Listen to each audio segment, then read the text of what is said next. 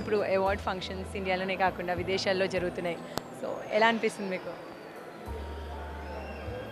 అసలు అవార్డ్స్ మీద నాకు ఎప్పుడు పెద్ద ఇంట్రెస్ట్ లేదు.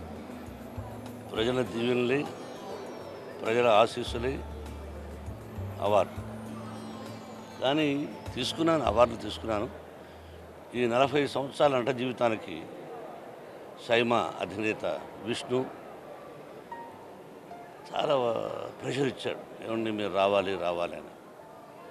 అలాగే మా అమ్మాయి కూడా Lakshmi Prasanna, daddy is requesting ఒకసారి వస్తే బాగుంటుంది అని.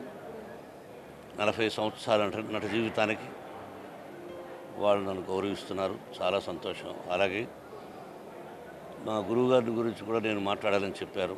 ఈ 2 విషయాలకు నేను ఒప్పుకొని రావడం జరిగింది.